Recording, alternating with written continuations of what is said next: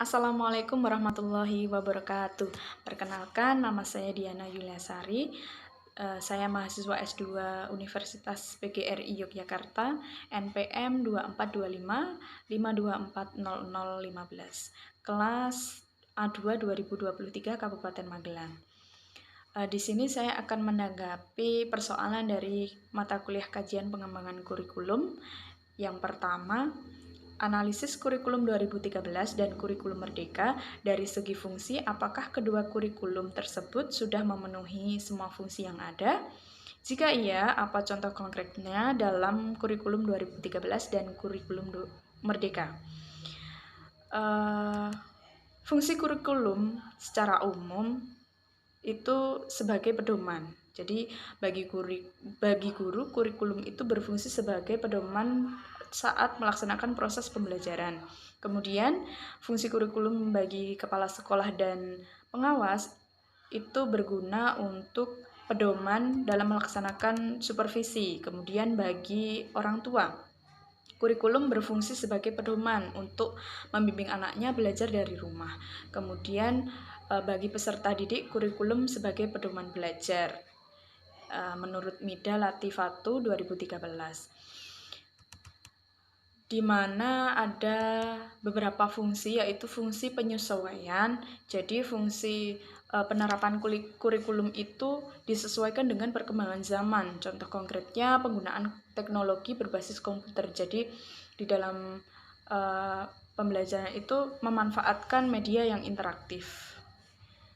Jadi berbasis teknologi komputer begitu. Kemudian yang kedua, fungsi integrasi. Jadi fungsi integrasi itu mencakup pernyataan berbagai elemen kurikulum agar membentuk keseluruhan yang kohesif. Contoh konkretnya yaitu integrasi antara mata pelajaran. Jadi digabungkan menjadi sebuah mata pelajaran yang bertema atau tematik dalam pengembangan kurikulum untuk mengajarkan keterampilan pemecahan masalah. Kemudian fungsi yang ketiga yaitu diferensiasi. Jadi melibatkan penyajian materi itu dengan mempertimbangkan kebutuhan atau gaya belajar siswa. Jadi kemampuan peserta didik itu kan berbeda-beda. Jadi pemberian tugas atau proyek itu berbeda-beda, disesuaikan dengan kebutuhan siswa, yaitu pembelajaran berdiferensiasi. Kemudian yang keempat yaitu fungsi persiapan. Jadi kurikulum itu harus mampu mempersiapkan peserta didik yang untuk menghadapi kehidupan di masa yang akan datang, yang memberikan keterampilan yang relevan. Kemudian contoh konkretnya misalnya peningkatan porsi keterampilan abad 21 seperti kreativitas, terus berpikir kritis dan kerjasama. Dan kemudian di peserta didik itu agar bisa mampu menghadapi dunia kerja. Kemudian yang kelima, fungsi diagnostik. Jadi kurikulum harus mampu menilai dan mengidentifikasi kebutuhan dan kemampuan peserta didik. Contohnya penggunaan evaluasi untuk mengevaluasi siswa dengan berbagai macam aspek, misalnya kognitif, afektif, dan psikomotorik. Yang keenam yaitu fungsi pemilihan. Jadi fungsi pemilihan ini mencakup pemilihan materi yang dianggap paling penting. Jadi esensi dari materi itu untuk diajarkan. Contoh penekanan pada kompetensi inti seperti literasi, numerasi sebagai bagian integral dari kurikulum. Nah, dari penjabaran fungsi kurikulum di atas, maka dapat disimpulkan bahwa perbedaan kurikulum 2013 dan kurikulum Merdeka, yaitu dalam kurikulum 2013 lebih ke pendekatan saintifik dan mengkombinasikan tema. Jadi mata pelajarannya itu berbentuk tema dan itu di kehidupan sehari-hari. Jadi kurikulum 2013 juga melakukan penilaian yang autentik, yang dimana dia menjadi 3 bagian, yaitu kognitif, afektif, dan psikomotorik. Sedangkan pada kurikulum Merdeka, Proses pembelajaran menggunakan pembelajaran yang berdiferensiasi. Jadi pembelajarannya disesuaikan dengan porsi atau gaya belajar masing-masing siswa. Jadi karakteristik siswa juga guru harus mengenal karakteristik siswa. Misalnya ada yang siswanya itu gaya belajarnya auditori, visual, kemudian kinestetik. Nah, guru harus bisa mengenal anak-anak yang seperti itu. Kurikulum Merdeka juga menerapkan penilaian yang autentik. Jadi berguna untuk menguatkan dalam pelaksanaan P5 atau proyek penguatan profil belajar Pancasila, yang dalam penilaian sikap, pengetahuan, dan keterampilan itu tidak dipisahkan. Jadi kurikulum Merdeka menggunakan lebih dari 2 penilaian, khususnya evaluasi perkembangan dan menggunakan penilaian hasil untuk mengambil konfigurasi sesuai tahap pencapaian siswa. Dan jika dilihat secara umum, kurikulum 2013 sudah menjadi pedoman yang sangat baik, yaitu dengan mengikuti perkembangan zaman.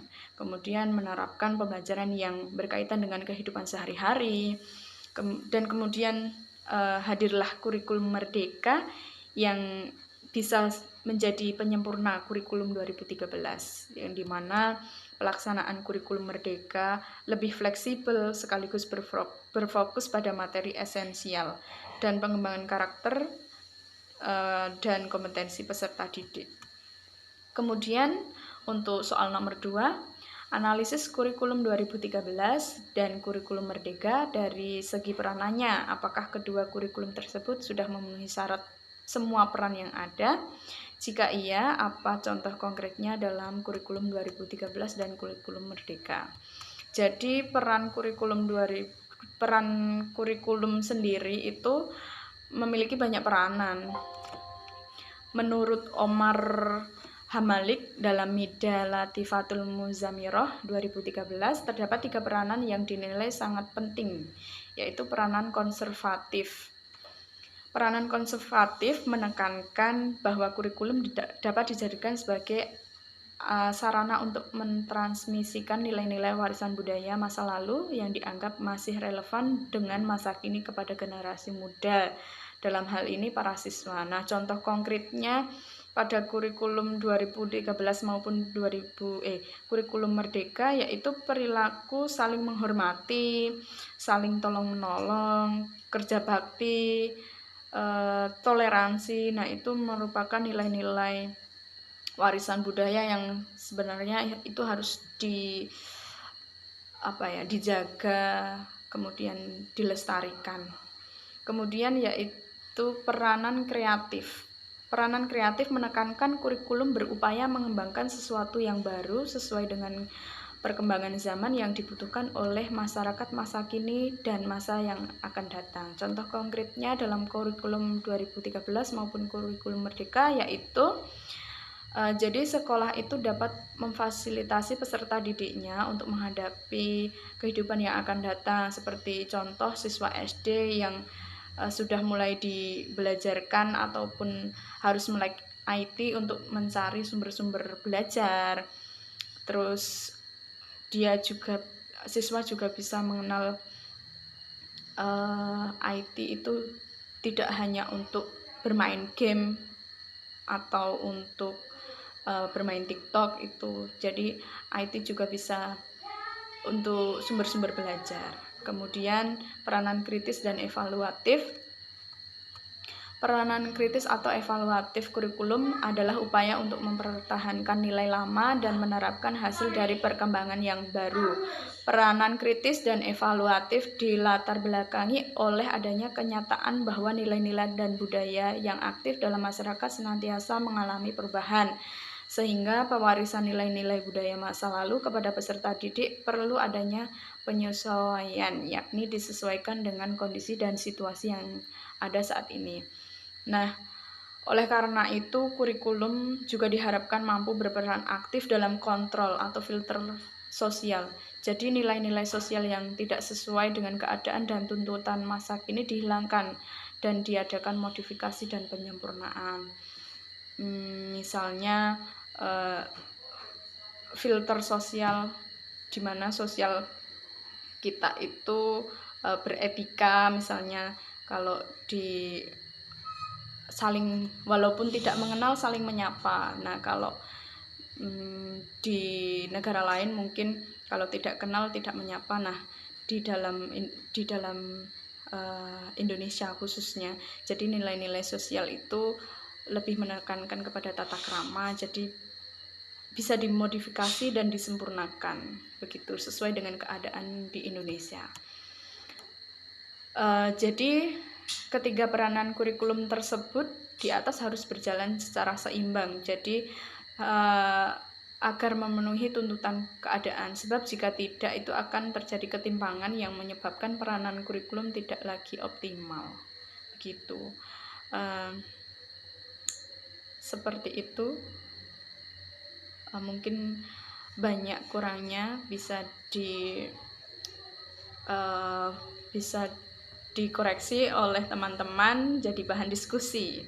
Jadi cukup sekian pemaparan dari saya, semoga bermanfaat dan bisa menjadi wawasan bagi teman-teman dan juga untuk bahan diskusi untuk semuanya. Terima kasih. Wassalamualaikum warahmatullahi wabarakatuh.